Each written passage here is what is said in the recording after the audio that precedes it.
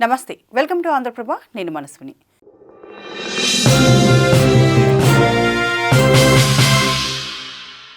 Self improvement దిశగా అడుగు వేయాలంటే ముందుగా మనలో పేరుకుపోయిన నెగిటివ్ థాట్స్ తగ్గించుకోవడం చాలా ముఖ్యం. ప్రతి మనిషికి ఏదో ఒక సందర్భంలో భయం, ఆందోళన కలగడం సహజం. కానీ అవే మన జీవితాన్ని శాసిస్తే సక్సెస్ కావడం కష్టమవుతుంది. మనపై మనకు నమ్మకం లేకపోవడం వల్లే నెగిటివ్ ఆలోచనలు ఎక్కువగా వస్తుంటాయి. వీటిని దూరం చేసుకొని సెల్ఫ్ కాన్ఫిడెన్స్ పెంచుకోవడానికి మన ఆలోచన సరళిని గమనించడం నేర్చుకోవాలి. నెగిటివ్ ఆలోచన వచ్చిన వెంటనే దానిని ఆపి ఒక పాజిటివ్ థాట్తో రీప్లేస్ చేయాలి. ఉదాహరణకు, నేను ఇది చేయలేను అనే ఆలోచనకు బదులుగా నేను ప్రయత్నిస్తాను, నేర్చుకుంటాను అని అనుకోవడం వల్ల మైండ్ రిలాక్స్ అవుతుంది. చిన్న చిన్న లక్ష్యాలను పెట్టుకోవడం సెల్ఫ్ కాన్ఫిడెన్స్ పెంచడానికి ఒక అద్భుతమైన మార్గం.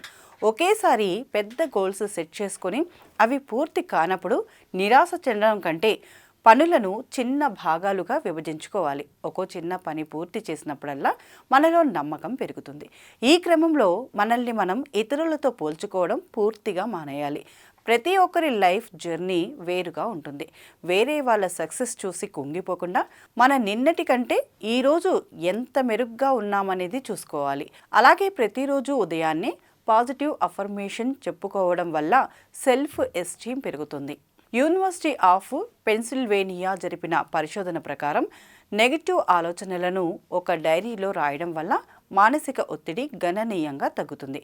మన తప్పుల నుండి పాఠాలు నేర్చుకుంటూ ముందుకు సాగాలి తప్ప జరిగిన దాని గురించి ఆలోచిస్తూ కూర్చోకూడదు. అలాగే మన చుట్టూ ఉండే వ్యక్తుల ప్రభావం మనపై చాలా ఉంటుంది. నిరంతరం విమర్శించేవారు, నెగిటివిటీని పెంచే వ్యక్తులకు వీలైనంత దూరంగా ఉండటం మంచిది. మనల్ని ప్రోత్సహించే స్నేహితులు, మెంటర్ల దగ్గర సమయం గడపడం వల్ల కొత్త విషయాలు నేర్చుకోవచ్చు. దీనివల్ల మనలో తెలియని ధైర్యం, ఉత్సాహం ఏర్పడతాయి.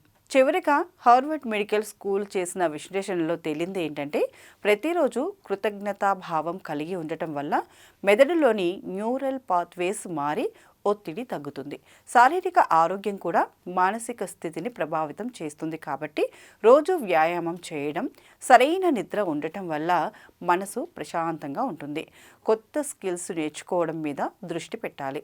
ఏదైనా విషయంలో మనకు నాలెడ్జ్ పెరిగినప్పుడు ఆటోమేటిక్గా కాన్ఫిడెన్స్ వస్తుంది. ఫెయిల్యూర్స్ చూసి భయపడకుండా వాటిని సక్సెస్ మెట్లుగా మార్చుకుంటూ నిరంతరం సాధనతో ముందుకు వెళ్ళవచ్చు.